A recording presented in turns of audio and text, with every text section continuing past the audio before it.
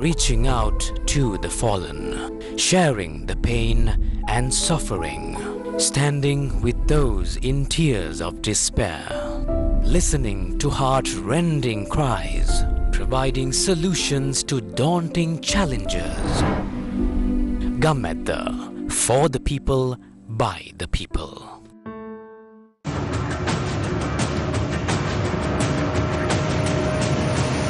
Newsfirst, Newsline.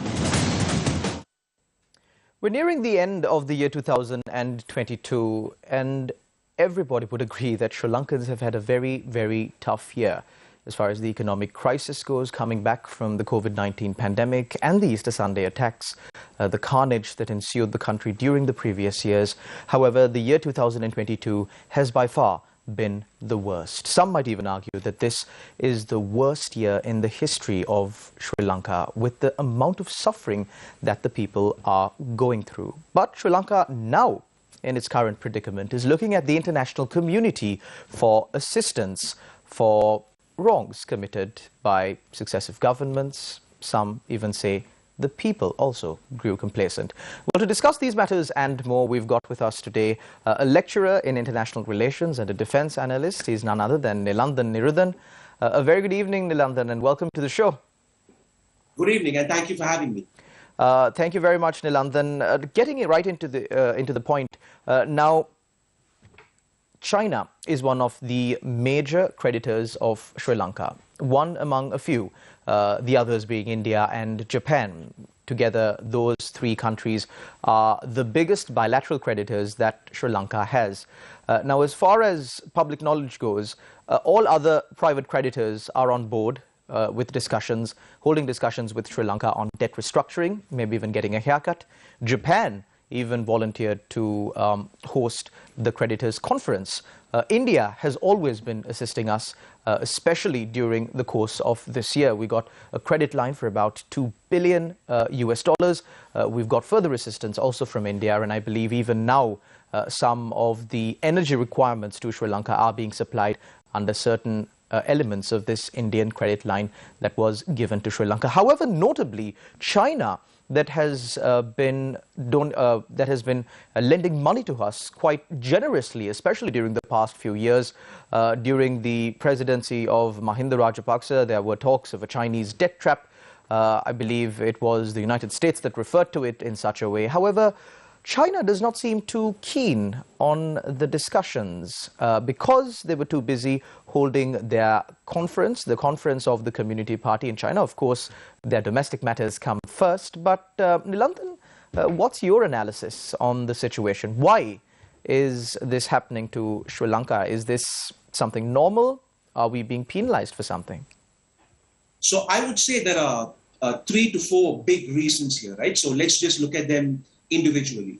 The first is, as you pointed out, so the Communist Party has their, or did have their all-week-long Congress. We saw Xi Jinping now becoming essentially the first Chinese leader in 40 years to get himself a third term in power, which essentially makes him the most powerful Chinese leader since the time of Chairman Mao. So within China itself, as long as the political class is concerned, we are looking at a very historical moment for China where they really need to reassess all their options.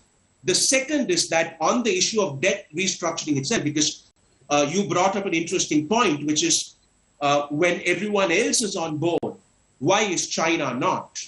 And the simple reason is that, so China's strategy or policy in terms of debt will impact not just the China-Sri Lanka relationship, but with how China engages with the rest of the developing world. Because as you know, China has loaned out tremendous amounts of money. There are huge development projects going on in Central Asia, in Africa, in South Asia. There are many, many countries that China has lent a lot of money to. So China is not interested in any kind of debt restructuring program, because this will not just affect how they deal with us, this will also affect how they deal with the rest of the world as well. And finally, there's an economic reason here. So once again, as you know, China is in the midst of a zero COVID policy where China has essentially been closed off to the rest of the world for about 3 years now.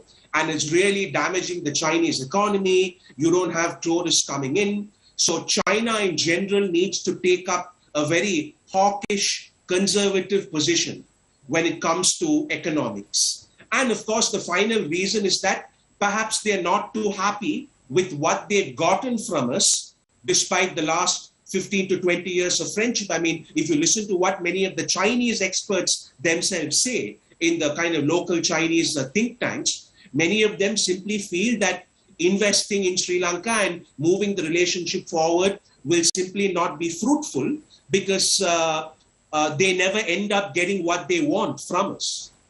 But Nilanthan, in your analysis, what do they want? So what they want is a long-term partner who will give them a commitment where external parties will not be able to tamper with those commitments. And of course, in the case of a country like us, where we are the neighbors of both India and Sri Lanka, and China, Sri Lanka cannot give them that guarantee, because if we strike a deal with China, there will be certain vested interests in India who don't like that. And during our times of diplomacy, when we drift more towards the Indian side, we will have to renege on some of the commitments that we've given to China. So that's the type of thing that I mean. They want a long-term commitment that we will not go back on. But we are not in a situation where we can give them these airtight long-term commitments. So I believe the sentiments that you echoed here is quite evident in the incident surrounding the arrival of the Yuan Wong 5 ship to Sri Lanka. There was quite the buzz about it on Indian media. The ship was first was asked not to enter Sri Lankan waters. Subsequently, it was allowed to dock. Do you think that this was maybe a tipping point for China? So I wouldn't say that this particular incident was a tipping point. I would say it's a symptom, as in we will start seeing many more incidents like this happening in this part of the world, because what this is essentially is both India and China testing the waters in terms of what they can get away with. That's how I would see it. So this is not a tipping point in terms of China's policy towards us, but it's certainly a symptom of many things like this to come in the future. So Nilanthan, with Sri Lanka now necessarily or essentially missing the deadline of coming into some sort of an agreement with their creditors and giving some assurance on debt sustainability by December to the IMF, do you think that the Chinese mood will maybe swing in the next 3 months, where Sri Lanka might be able to make the deadline for March 2023?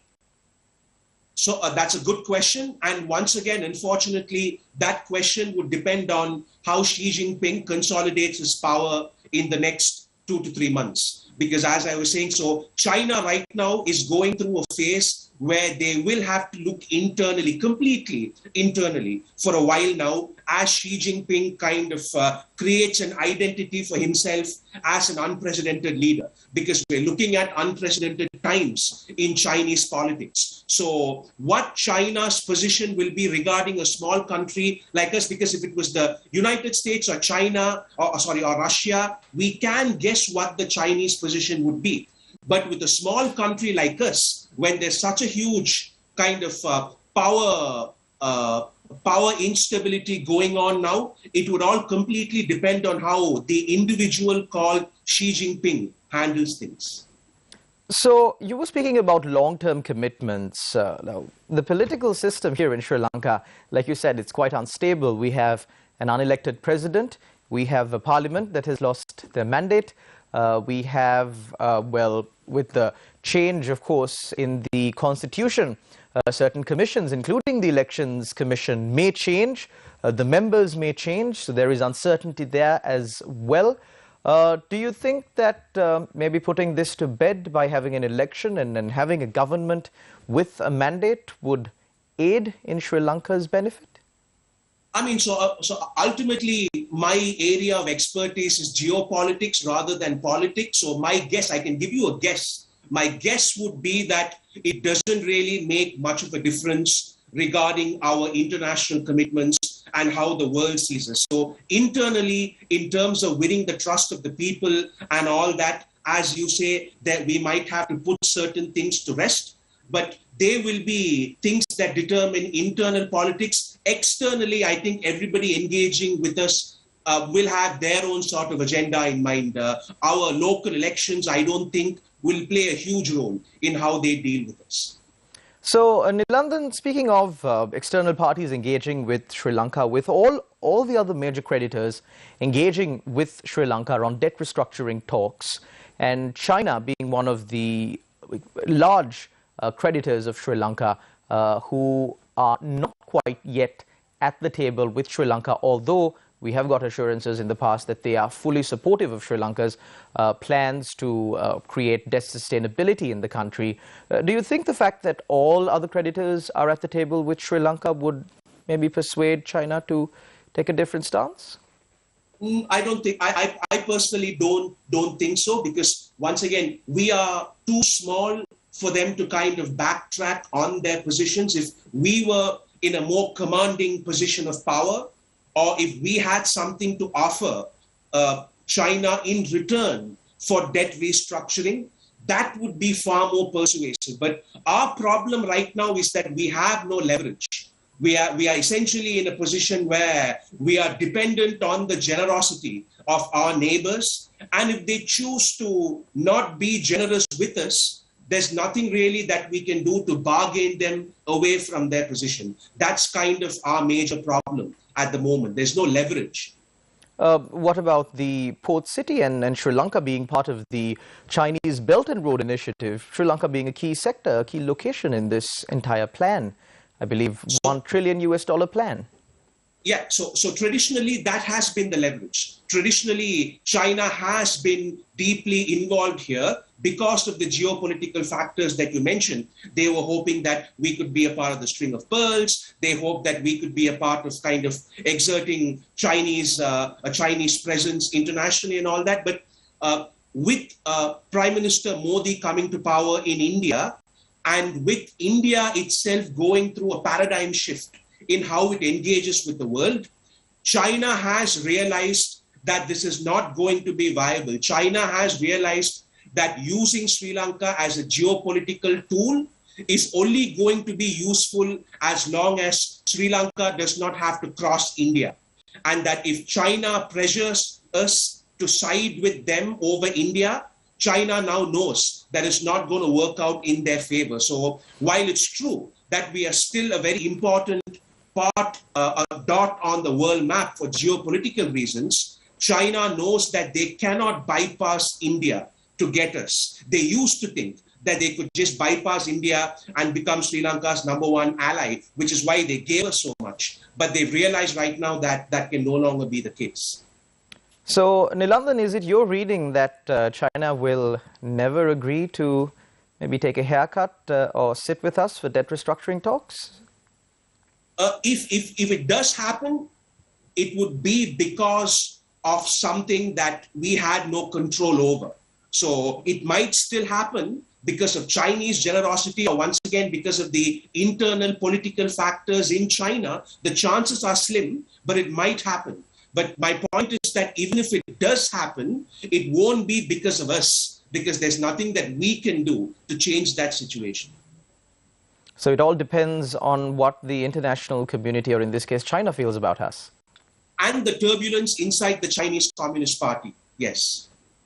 When you say turbulence inside the Chinese Communist Party, after the conference, isn't it more stable now that the Chinese President Xi Jinping has cemented his power or his position? Yeah, so it's stable in the sense that he cemented his power, and it's also unstable in the sense that there's a complete vacuum now below Xi Jinping. So if you remember the famous video of Hu Jintao being escorted out, that was a huge symbolic gesture of Xi Jinping saying, look, I am #1 now. So, and there's a huge power vacuum under Xi Jinping. So those are the things that will affect policy vis-a-vis smaller countries like Sri Lanka. Xi Jinping himself does not sit down and shape Sri Lanka-China relations. It's the people directly below him. So it all depends on how that power vacuum gets filled up now. Nilanthan, of course, interesting matters to speak of, especially given the precarious situation of Sri Lanka and our dependence on the international community for aid, for some breathing room to survive because of the mistakes that we have made in the past. We will be back with more. Stay tuned. You're watching Newsline on TV1.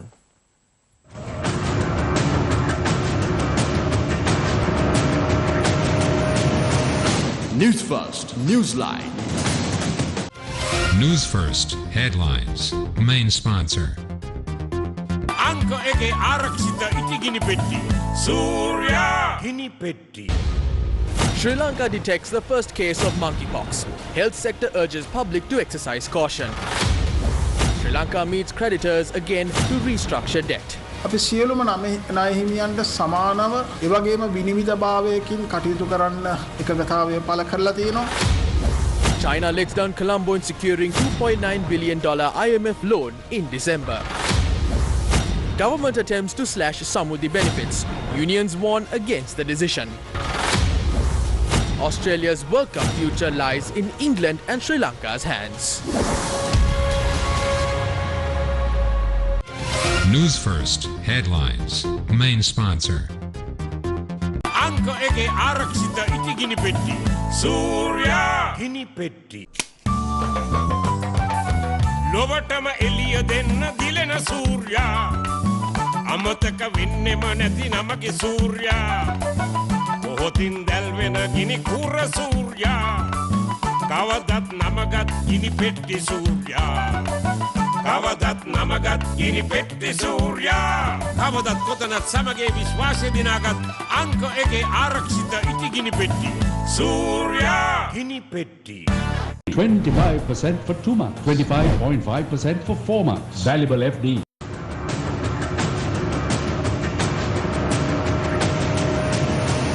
Newsfirst, Newsline. Welcome back. You're watching Newsline. We're in discussion with Nilanthan Niruthan. He's an expert in international relations and also a defense analyst. Nilanthan, we were speaking before the break about the situation between Sri Lanka and China as far as the debt restructuring talks goes, and how the fact that the Chinese Party Congress was depicted as one of the reasons why China could not engage with Sri Lanka on debt restructuring talks. But however, there were many other reasons as well that surrounded their reluctance on the matter. Moving a little bit away from that, I'd like to pick your brain a little bit about the situation between Russia and Ukraine. Now, when the war broke out, stories on the war between Russia and Ukraine were making headlines. People were furious, people were emotional. There was a lot of coverage, but it seems almost as if the world has moved on, or the general public in different parts of the world have other things to worry about now. What really is the situation in Russia and Ukraine? So right now the situation is that Russia continues to occupy about 15 to 20% of Ukraine. So Russia still controls a large chunk of Ukrainian territory. On the other hand, as I'm sure all our viewers know, Ukraine is putting up a very fierce defense, and Ukraine is doing its best to kind of keep the Russians at bay. What's really going to determine things is this winter. I mean, there's the famous whatever cliche of winter is coming. Winter is actually coming this year because the chances of escalation and whether Russia actually goes for a nuclear escalation or not will ironically depend on the intensity of the coming winter. Because if this coming winter makes it increasingly hard for Russia to just end the war and declare victory, Russia will then start being tempted to explore other options. I'm not saying it's going to happen, but I am saying that it will be very deeply interlinked with how bad this winter turns out to be. Now, we were talking about Xi Jinping earlier. Vladimir Putin's a great example of what could happen when a nuclear country has an undisputed leader who's likely to be leader until he dies. So Vladimir Putin is in a position now where he doesn't really have the political restraints of a Joe Biden or a Narendra Modi or anyone else. So he's going to be in power until the day he dies or until he's kicked out. So we can never really rule out any options. In terms of the impact that it has on Sri Lanka, so as you know, South Asia in general now has the 3F problem: food, fuel, fertilizer. These are the kind of major problems that South Asia has right now because of the Ukraine-Russia war. It looks like the war is going to go on for quite some time. Ukraine has clearly won the war of narratives. So if you look at the coverage that the Western media has given Ukraine, if you look at the kind of support that's being drummed up for the fierce, brave Ukrainian soldier fighting the evil Russians or whatever, the international narrative has certainly been won by the Ukrainians. However, on the ground, even though Russia has faced very disastrous losses, and while this has certainly not gone Russia's way, we must keep in mind that Russia still occupies 1/5 of Ukraine, and Russia still has the upper hand here. So when you say occupy, do you mean controlled? Will something happen in Ukraine in the coming weeks or months or maybe even years? Something similar to what happened in Crimea when Russia annexed Crimea. They go in, they take control, they hold a referendum, and then they annex the area of Ukraine. Is that a possibility? Yeah, I mean, so the Crimea analogy is interesting because that's what the Russians wanted. If you remember, the Crimean invasion, so to speak, was not this. It was far easier than this. The Russian army did not really face the kind of resistance that they faced here. And once they got what they wanted, they went out with a Russian presence there. And that's really what they wanted. So the best case scenario for Russia right now would be what you stated. If they could pull off what they did in Crimea in Ukraine. Unfortunately, it doesn't look like that's going to be the case. Even if this is resolved, there will still be some kind of Western say in how the resolution goes, simply because the war has dragged on for this long. So, Nilanthan, initially, when the war broke out, there were sentiments uttered that Russia is only going in for the Luhansk and Donbass region, but they moved further in. However, now they've been pushed back even further. Do you think they've gotten a little bit more ambitious after their initial advances? No, I think that their goal was always to, considering how close Belarus and Russia are, and considering how easy it is to access the Ukrainian capital through that. I think the plan was always to implement regime change.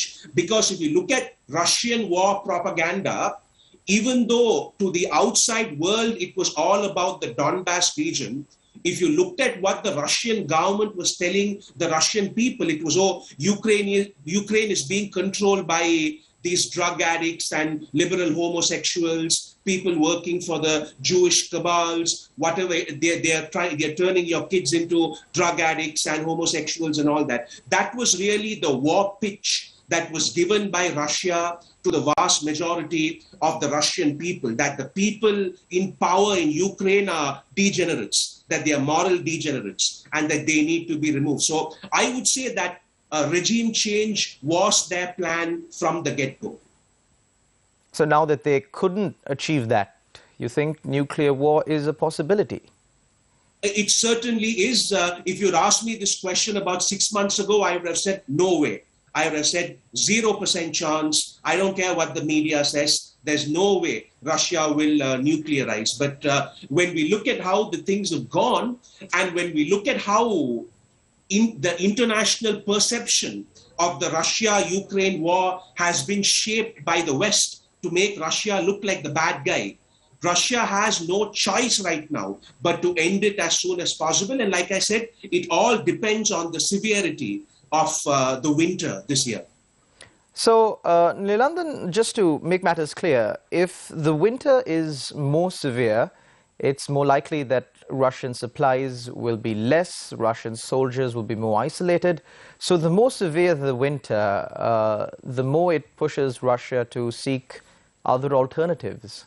Is that what you're saying? Yes, exactly. And the other alternative, unfortunately, will not be peaceful. Right. Also, with the alliance building, of course, between Russia and China, and we can also see Russia is exporting a lot of oil to India. There were questions raised, I believe, even recently. The Indian energy minister was on a Western media channel where they questioned, how do you think this three-way global, political tug of war would go? So the thing is, we've got to remember that India and Russia have always been very close allies. Throughout the Cold War, Pakistan was backed by the United States and India was backed by the Soviet Union. So if the Kashmir issue came up to the United Nations, the Americans would take the Pakistani side and the Russians would take the Indian side. So there's a very long-lasting partnership between the Russians and the Indians that continues to persist to this day. And even if you notice, as you mentioned, when a lot of Western countries criticized India for continuing to do business with Russia, India was very firm that they are a sovereign individual country and that they will choose whom they do business with, and that the West has no kind of place dictating to India what should be done. This year has been, since you brought up the question of India and China and Russia, this year has been so interesting in terms of India and China, because this is the first year, I think, in modern history where India has had a better geopolitical year than China. Even though the two of them have always been rivals, China's always been the bigger power. China's always been the country that exerts more influence. China's always been the country that the others were more wary of. But this year, when the Russia-Ukraine war broke out, the British foreign minister was in India, the Chinese equivalent of the foreign minister was in India, the Russian foreign minister was in India, the American equivalent of the foreign minister was in India, and this was all to meet Narendra Modi. They were all waiting in line to meet Prime Minister Modi. And this has never, in my memory, I can't remember a single time that something like this has happened, where a global war in some part of the world makes all the foreign ministers line up for an audience with the Indian Prime Minister.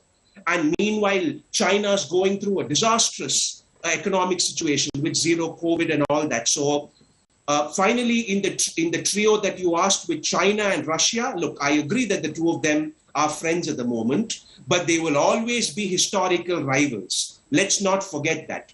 China and Russia have the longest undisputed border in the world. It's been an undisputed border for 500 years. The Chinese and the Russians are geographic rivals, just like how the Chinese and the Indians are geographic rivals. So this can never be a long-term partnership if they all grow. Eventually, they will have to start competing with each other. Nilanthan, speaking a little bit away from that as well, China and Taiwan, we've seen tensions rising in this area of the world as well. What are your predictions on that?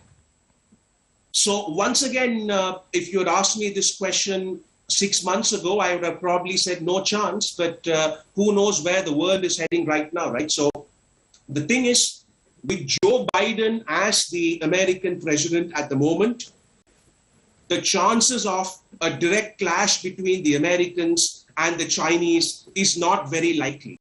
Even over Taiwan is not very likely. And they typically, when the Democrats in the United States are in power, it's all about the evil Russians and not the evil Chinese. So right now, whether it's Obama or whether it's Joe Biden, enemy number one will be Russia.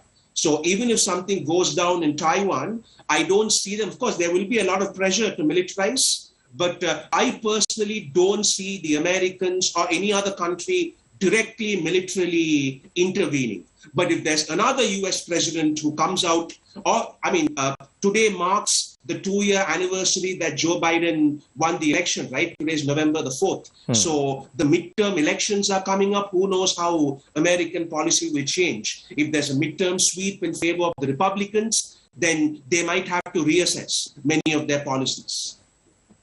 So your reading right now under President Joe Biden is that things will not escalate even more, as in USA will not get involved too much. Exactly. But the Chinese might, we don't know. Once again, that might be a part of Xi Jinping's path to consolidating power permanently, right? So on the Chinese side, there are no guarantees. But on the American side, I don't see the two powers clashing under Joe Biden. Thank you very much, Nilanthan Niruthan, expert in international affairs and, of course, a defense analyst, for joining us on our show and clearing out these very complex matters. Of course, Sri Lanka has their own domestic issues to deal with. In the middle of all of this, the world as a whole is facing a catastrophe. We'll see you again, same time, same place, but on Monday. Until then, take care and God bless.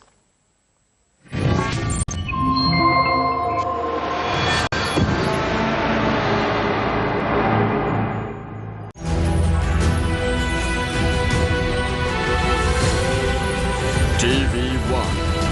TV for life.